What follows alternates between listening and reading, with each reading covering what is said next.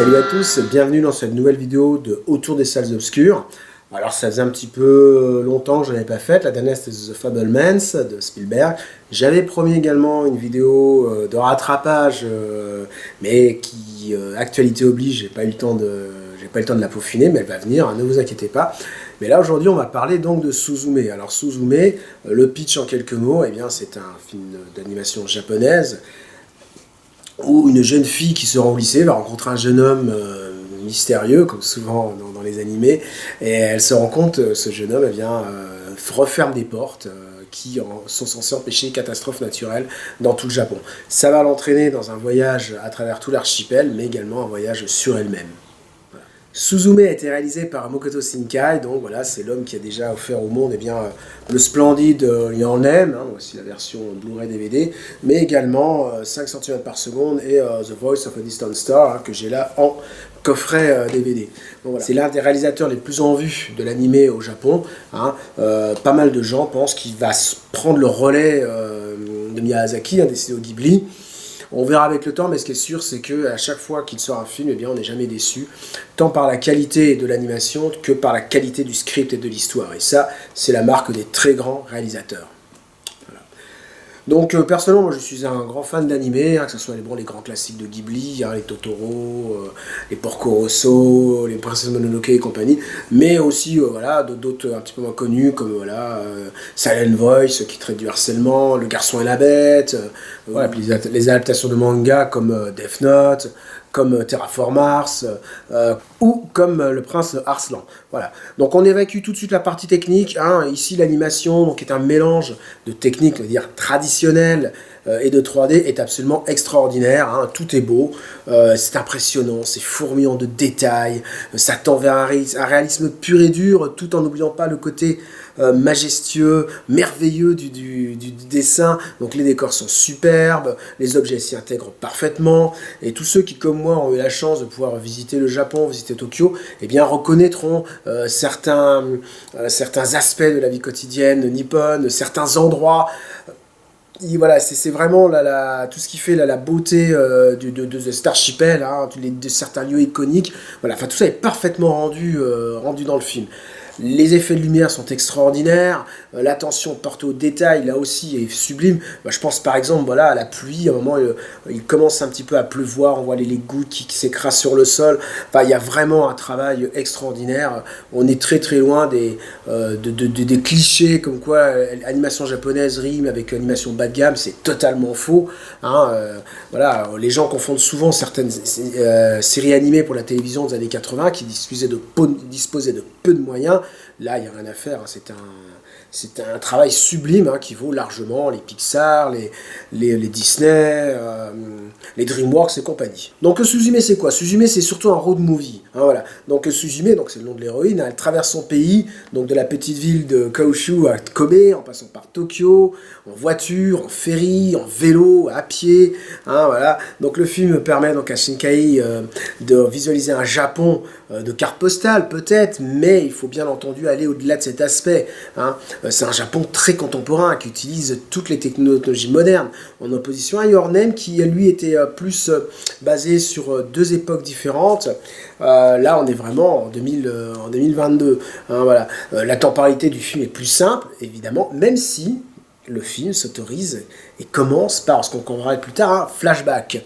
Voilà. Mais ce qui est surtout important, c'est l'émancipation de cette jeune fille qui est orpheline, qui est élevée par sa tante, une gamine de 17 ans qui s'en veut d'imposer donc ceci à sa tante, mais qui se sent également trahie par sa mère, qui l'a abandonnée, qui est morte, mais elle se sent trahie par sa mère. Elle se sent également un petit peu étouffée par sa tante.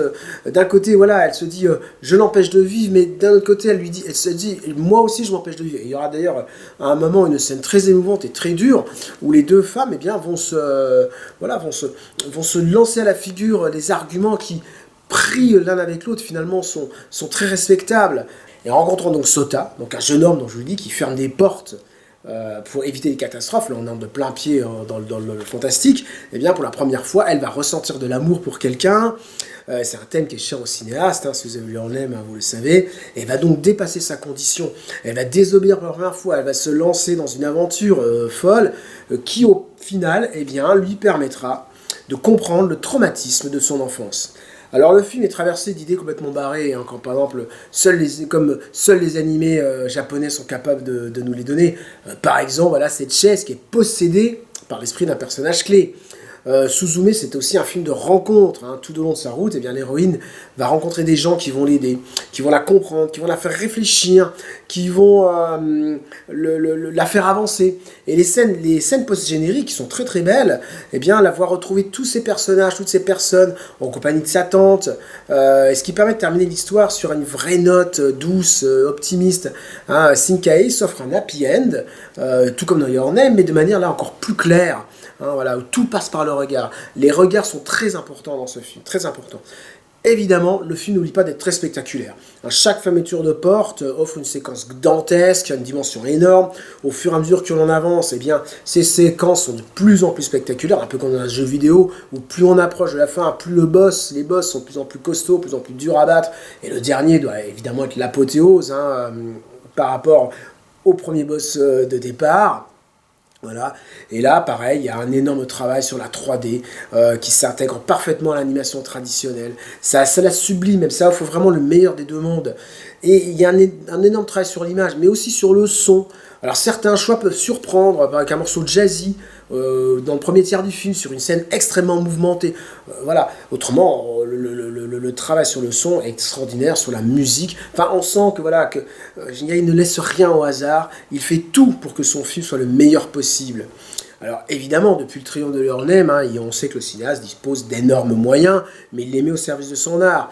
À l'image d'un Miyazaki, il se veut ambitieux, il ne recule devant rien pour offrir une véritable expérience de cinéma. Ceux qui, je leur dis, ceux qui voient encore l'animation japonaise comme certaines séries dites au rabais des années 80, devraient complètement réviser leur jugement, ne serait-ce qu'en regardant ce film ou un autre de Shinkai.